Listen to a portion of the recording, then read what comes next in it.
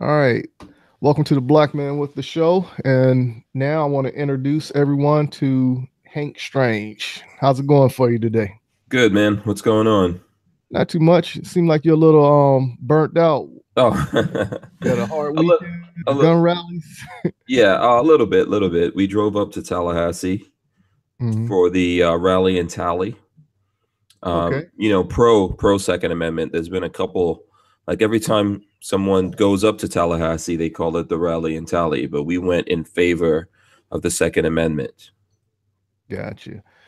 Um, so what's the climate there since the shooting and the rallies going on, of course? So the mixture of the crowd and just the feel in the air. What did it come across as? I think the way that I saw it, it was a Sunday, obviously, so it was kind of quiet in Tallahassee. Tallahassee is not really that big. I live in Gainesville. I think it's about the third of the size of Gainesville, and Gainesville's a small town, small college town. So is Tallahassee. FSU's there, obviously. Um, from what I saw, there were a lot of gun guys that showed up, a couple hundred people. I think it could have been bigger, could have been a lot more people out there. I think ultimately what matters is the folks who showed up, and there were lots of good speakers. It was actually my first time speaking to a crowd and my first time using a megaphone, both of those things.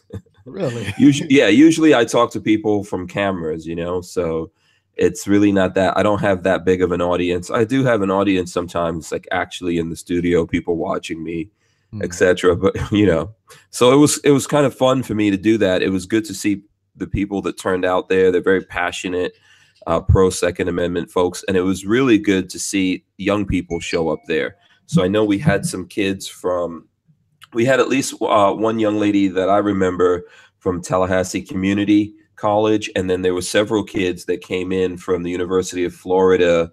I believe they call themselves Young Americans for Freedom, Hmm. YAF.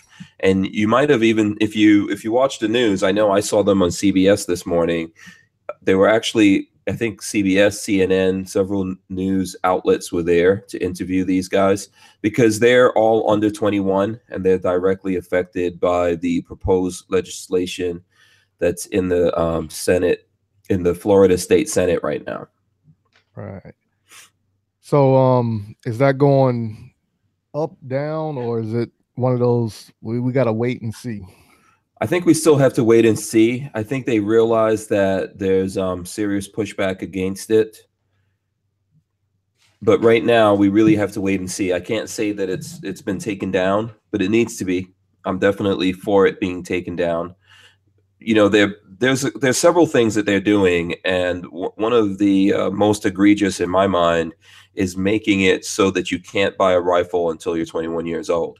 You already can't buy a handgun until you're 21 years old in Florida, and that's bad enough as far as I'm concerned. Because when you're 18, you're a grown man or woman. You should be able to defend yourself and protect yourself. You can definitely go off to the military. I don't know what age you were when you went off there, but lots of people go off even before that, right? Correct. So, it's shameful that these young men and women are being punished for what one person did that was 19 years old. And I think that's a goalpost that we could keep moving. And it seems almost prepackaged to me that here in Florida, we don't fully know what really happened. We're discovering things all the time, every day, even though we're a couple of weeks away from it now. Yet they've already decided what they're going to do to fix the problem. And their fix is to take guns out of the hands of people who I think deserve to be able to defend themselves, especially in situations like that might come up. Yeah. I mean, like I said, I'm in 100% agreement with you, but that's not the answer. Education is the answer, of course. But Hmm. overall, this is something that's always been said, but the end result is always going to be ugly. Hmm. If that does prosper and come true. Hmm. Okay. Now, with that being said, YouTube done something with you and your channel. Um, Right. you care to explain to the audience more about what took place so everybody's caught up and it's not left in the dark? Okay, so basically YouTube deleted our channel or I guess you could either say deleted or suspended. I don't know. We had no access to it at all. We had 0% access to it. So YouTube has a policy that if you get 3 strikes, they do that to your channel. And there's people who can get it back. I've seen some people that cannot get it back, unfortunately.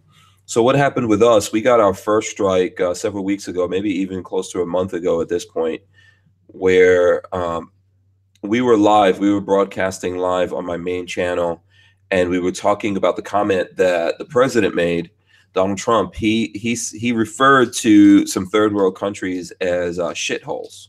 Right. And we were talking about that. We were having a conversation about it. We were about 42 minutes into that conversation on air when we got pulled off the air. Now, I think what happened was that we had a lot of people coming in for that. It was really hot news, you know, just off the presses, all that kind of stuff. We noticed a lot of people in there that usually don't come in. And, you know, there was a lot of crazy stuff being said, and we were trying to kick those people out as fast as we possibly could. I wanted to talk about it because I'm from a third world country, and I've lived in third world countries before I ever came to America. So I just wanted to have a conversation, and I think it was a really good conversation that we were having.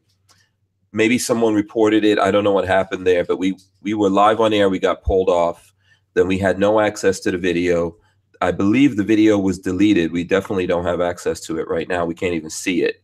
We could see it for about, I think about 4 or 5 days. We could actually see it, right, but we could not download it or anything or save it in any way.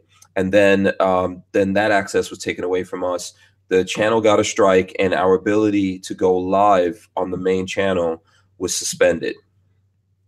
So I started switching, going live over to my B channel, Lifestyles of the Locked and Loaded, and we continue doing that. Now, in the wake of what happened here in Florida, I think you know, I think YouTube actually went out and got like maybe 10,000 more moderators, we can say, you know, I guess that's a good way to put it, quote unquote. I believe that they went to the Southern Poverty Law Center to get some of those moderators, if not a lot of them or most of them. And what started happening is that these guys went after who they categorize as right-wing, conservative, pro-gun, etc. They went after a bunch of people. And I know over, not this weekend, but the previous weekend, what they were doing, they actually killed, I think, somewhere between 50 and 60 airsoft channels. Wow. You know, and then they were giving lots of channel strikes. And I wasn't fully aware of that. On the Saturday, I woke up and someone sent me a message, Big Daddy Hoffman, saying that he got a strike because of a video he made related to a bullpup. Mm-hmm. And I have a lot of bullpup videos, so I checked, and they actually gave me 1 strike and deleted 3 videos that were bullpup related. So that became our 2nd strike, and I was like, okay, something's going on. I got in touch with Military Arms Channel. We always call him Mac. I got in touch with him. He was out hunting. He came back in because he's in a really remote area. So he went back in to check and see what was going on. He also had 3 videos deleted and got a strike.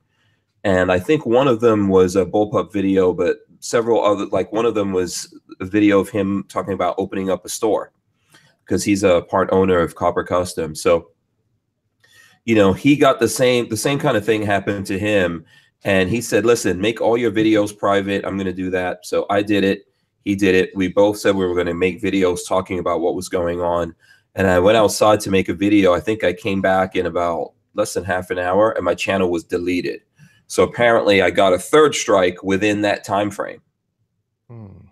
You know, and then that 3rd strike took down my channel. And then we you know, we had no access, no way to protest or appeal or try to do anything about what happened to our channel other than to reach out to people. So I have other social media. I did that. I reached out to folks. I asked folks to get in touch with them. You know, this basically was all going down on a Saturday. Right. You know, so they're not open until Monday, and then they're on the West Coast. So we sent out emails. We did what we could do. We had people, several people made videos. We got lots of support.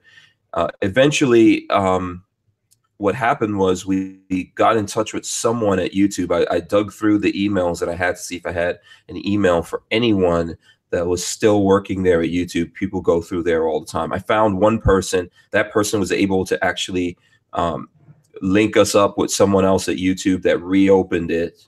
And I'm guessing between that and all the other queries that they were getting about what happened to my channel, they decided to remove the 2 strikes, the last 2 strikes that we got, and reinstate the channel. At this point right now, the first strike for the live video is still there, and we're trying to do something about it. So we still have 1 strike against us. If we get two other strikes, and we'll be right back in the same boat all over again. Right. And this was happening to lots of different channels. Major channels out there were going through this. I think it was almost like it was a coordinated thing. You know, I had someone from CNN reach out to me to ask me about it, and I didn't really think anything about it during the week. And then right before it came back on, there was an article that came out from Bloomberg talking about how YouTube hired 10,000 people to deal with this. I believe they mentioned Southern Poverty Law Center, and that they accidentally took down or deleted a lot of channels or gave strikes to people they shouldn't have. They were maybe too exuberant, you know, in their application of YouTube rules. I think it was accidentally on purpose, to be honest with you, because they just only, if they would have gone after auto channels or guys who talk about watches or, you know, or anything else, they went after what they consider the right-wing, conservative, pro-gun people, and that's it. So I think that was pretty much accidentally on purpose in my mind. I got you. Now, I do remember the video you had put up. It was a phone number that you can call. And I called that number twice. And, you know, of course, when I leave from my house to the gym, it's about a 15-minute drive for me. So I sat in the parking lot and I waited, and I was on hold for maybe about 35 minutes. Wow. And so thanks for taking that time, man. I appreciate it. No problem, man. No problem. And of course, you know, when I got to the operator, and of course, you know, they started asking, how can I help you? And I'm asking questions like, okay, I'm calling in reference to Hank Strange. As soon as I said your name, it was, hold on, please. And I was on hold. And the first time, I waited for like 5 or 10 minutes, right? I hung up. And then the next time I called was the next day. Then I was on hold for like the second time, because the same thing happened the first time around. Once you say your name, hold on, please, put you on hold. And I was on hold again for another 45 minutes before somebody else came back on and spoke to me. Okay. Yeah, I know that eventually they even stopped taking calls altogether. Yeah. And I'm sure it wasn't just me. I'm pretty sure that they were getting lots of calls, because if they went through and deleted several hundred channels and gave people, you know, give lots of people strikes. I mean, I think I saw that Alex Jones was on his 2nd strike and teetering on the edge of getting a 3rd strike. And there were lots of other people that was happening to. I'm sure everyone was reaching out to them. So eventually they just stopped taking calls. Oh, yeah. Yeah. But its best thing is that they reinstated it, so your show is back on and everything. Absolutely, yes. Happy to see that. Now, when they took it down, for the people who don't understand, does YouTube pay you anything for you doing your shows? Well, you know, we're in the partnership program with YouTube, which means that our channel is monetized. So if there's commercials running on a video, not every video that we do we make any kind of money from, but if they decide that it's suitable for monetization, because now they challenge every single video we put up. In other words, and we put up video every single day. So when we put up a video, they go, yeah, this is not suitable. We have to contest that. Then they go and look at it. Most of the time they allow it to go through. Sometimes they go, yeah, this is not suitable. So it's never monetized. Although I've seen that they actually do run commercials on it, but I guess we're not eligible for any of that money. When they do run commercials, it's a fraction of the money that they make for that, which is probably not a lot of money, because the way that it works is that if they're going to allow a company to advertise, that company has a budget, and that budget gets split out over all these videos that are monetized on YouTube. So they might make, I don't know, they might make $1 or something like that for running this commercial. in front of this video, and then maybe you get something like a couple, you get like 10, 20, 30 cents or something like that. I'm not sure of the exact breakdown. I think it's actually way worse than that. It's really pretty much pennies. Correct. But cumulatively, all that adds up, and we do make some money because of everything that's happening with every video being challenged. And then YouTube has also put us into some subcategories, which makes it difficult for people to find us, etc. The true answer to that question is that yes, we make money, but not a lot of money. Just a couple $100 really every month. Right. So now, with knowing what took place with you and how the payment, everybody's getting pennies on the dollar. Mm-hmm. And we already know like they're attacking other people in the same field, especially in the airsoft field. Mm-hmm. Is there going to be some type of pact to help everybody out, or has that even been talked about with you? Are you talking about legal action, or? Not so much legal action. It's just the same thing, like bringing people together to help out. For instance, like Mac, if his channel got shut down or if he has the strikes, are people going to pull together to try to reverse it so he can continue doing what he's doing? Yes, I think so. I mean, I think this has happened many times to many people out there. And we usually always rally, get behind that person, try to, at least help them get their channel back in whatever way that we can. So that's one thing. We're not really super organized. I think if there's some bigger channels like Military Arms Channel and the guys along those lines that they actually have representatives at what they, it's like they're in what's called networks. Mm-hmm. And so they have a representative there that can communicate with YouTube easier. I'm not in a network. And since this, we've looked at it before, and it's never been a good situation for me, because basically once you go into it, you agree to give up, a percentage of whatever you're making. There's all kinds of things, and it's already not an easy situation to handle. Right. Right. So I haven't done it, but I think I'm just going to get into it myself. I know the bigger guys are in that, and they have that as their first line of defense. After that, obviously people can do what you did, what I did, what everyone out there did, is reach out to YouTube and say, hey, what the hell is going on here? And then beyond that, maybe there's other folks that we could reach out to, but we're not super organized at this point, to be honest with you.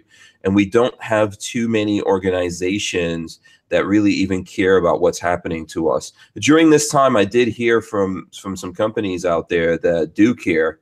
And I can definitely tell you the Brownells folks were highly interested in what was going on with us. Mm. And they expressed, and I'm pretty sure did reach out and try to do some things. But we're really just not that organized. And you would maybe think like the NRA or someone like that would do something about it. I don't think we have that option either. I know we've tried to do those kinds of things in the past. And to be honest with you, I really don't think they care about what's going on there. So the short answer to that question is we're on our own, but we're not alone. We obviously look out for each other like you did. You looked out for us, and other people did that. So that's what we have going on, but we don't really have a more organized way to deal with these kind of things right now. Right. Well, you know how it is. The first time around, that's your learning lesson. The second time around, you know kind of what to do, put it in action. And I think that's what this situation kind of is leaning towards. Yeah. So now, if YouTube does this again, or totally get out of hand with their rules and policies, what's next in the process? Well, if it happens again, the only thing that we could do is push back the same way that we did this time, to be honest with you. That's really the only recourse we have with YouTube. It's what happens all the time. There's really nothing else that we could do except push back and hope to get the channel back, maybe get it back intact. I know some people haven't, like, we got everything back pretty much intact. We got the subscribers that we had and the views and the videos. I know that there's people out there who didn't get any of those things back, and then they got the channel maybe, and they had to start building it from zero. So there's not really much that we can do there. What I suggest to people, like with us, we have other social media, and we rely on that. I have a B channel. We rely on that. Since this happened, one of the things I started is hankstrange.tv. which is basically a website you can go to. You can put in your email, and then you go on an email list. So when things like this happen, we can keep in touch with you, because we realize that when any place pulls the plug, when YouTube pulled the plug on us, we lost access to 60,000 plus people. Wow. You know, that's how many subscribers we have. So, and obviously there's bigger channels, way bigger than mine. The same thing happens. So we decided, you know what, we can't really let it go that way. What we need to do is have a way to communicate directly with these people. Because it's not like you can go in there and you can send out messages or do it. You can't do anything. You've lost your channel. And that same thing would go on Facebook. It would go on Twitter. It would go on Instagram, or anything else that exists out there. So we started a website like that in order to be able to push back when this happens, or at least communicate and reach out to people. I'm going to do more than that through that. I'll let people know of things that's coming up, really cool projects and things like that we have going on, as well as I'll probably give away a lot of stuff. I'll probably, at this point, I'm going to give away everything through Hank Strange TV. Right. It's because I realize that it's so important, you know. I would rather have 60,000 plus emails than all the subscribers that belongs to YouTube and not to me. Because if something happens to you, even, and let's say it's not me, with those people that are on that list, I could say, hey, you know, Munitions Weapons Tactical, you know, Mike's, this happened to his channel, let's help him out and we can get something going. Right. But, you know, if they hit us all at the same time and we lose our YouTube channels, we can't speak for each other. So that's the way that I plan on dealing with that. And then beyond that, I've been working with the guys at Big Daddy. You know, I work with Big Daddy Enterprises. They own Big Daddy Guns and some other businesses. And we're working with them to build a platform. So hopefully in the next few weeks, I'll be able to start talking to folks about the details with that. We've been working on it for a while, and we've got a lot of the back end stuff put together, because I think that was the most prudent thing to do, to build up the infrastructure for it. So now we're putting together the front end. And I think that we need alternatives, not just what we're doing, but we need lots of alternatives out there that don't rely on, you know, not platforms that rely on companies that are mostly leftist or anti-gun. And then they use their platforms like Facebook or YouTube or Twitter to attack us and take away. I mean, we're doing something that's protected by the Constitution, not just guns. I mean, our ability to even speak, but they're taking those things away from us because they're privately owned companies. And at this point, they have not been declared utilities, although personally, in my opinion, I think they're very close, if not already utilities. But, you know, even the way that we think, because of our beliefs, we're not trying to, you know, we're not trying to get government involved in this to come out and say, yeah, you guys are utilities, you can't do this, you can't do that. But they use their power and they know that. So I think we're really teetering on the edge that that someone's going to look at this and say that these guys should not be able to do this anymore. Because imagine if everything was reversed there.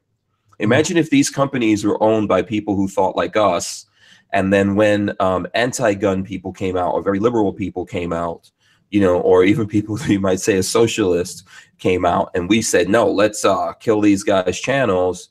I mean, everyone would be up in arms, right? Correct.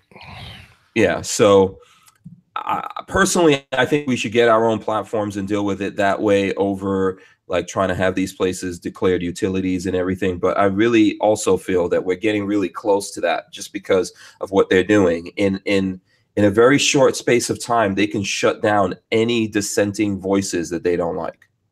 That's very true. Very true. Yeah.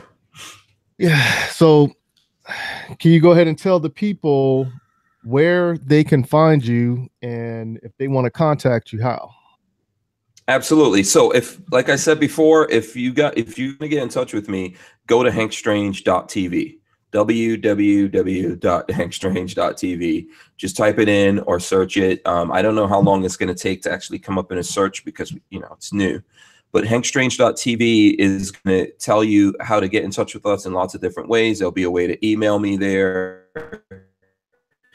We are, and actually, if you put your email in the box, there's a video there explaining how to use this, but below that video, there's a box. You put your email in there, you go on the email list, and then we'll keep in touch with you and let you know what's going on with us, updates from time to time. If something like this happens again, we'll definitely keep you posted on what's going on and how you can help us. And the fun part of it is we will give away stuff through there. So every time I give away things, which I give away a lot of stuff. So every time we give, yes, yeah, absolutely. I enjoy it. It's the best part of doing this, actually, is being able to give back to people. So I'm going to do it through there now. Every time I give away something, I'm going to go back and check and see if that person is on my email list, and that's the final check that they need in order to receive whatever it is we're giving away. Okay. Now your show, what time your show come on, and how can people find you on YouTube to be a part of the Strangerholics? Awesome, thanks. And you're on the show every now and then. You're always there, actually, in the chat and stuff like that. And you're always also on the show. You're always helping us out behind the scenes. The show right now is going live from Lifestyles of the Locked and Loaded on YouTube. So if you go to YouTube and search Lifestyles of the Locked and Loaded, you'll find us. It is the Who Moved My Freedom podcast, and it's Monday to Friday from 7 p.m. to 9 p.m. Eastern time. And then the other channel that we have is YouTube/Hank Strange. We rebroadcast it on that afterwards, but it goes live from Lifestyles of the Locked and Loaded. That is it right there. Anything else you want to notify the people of, any upcoming events? At this time, you know what I would like to do is thank you for your support, and thank everyone out there that's listening, that emailed and called and showed us support. We really, really, really appreciate that. Thank you all very much. Hey, you're welcome on my behalf. But like I said, I want to say thank you, because you've opened the doors for a lot of people, and for me to watch you, I can actually see you're sacrificing more than what a lot of people believe you are. Because once you put your livelihood at stake for something you truly believe in, that is a sacrifice for a movement.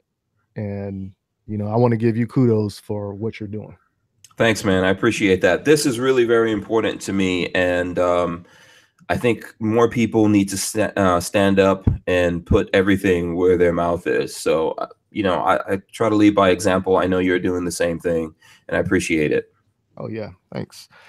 All right. So once again, thank you for your time, and I'm looking forward to the next time we can link up.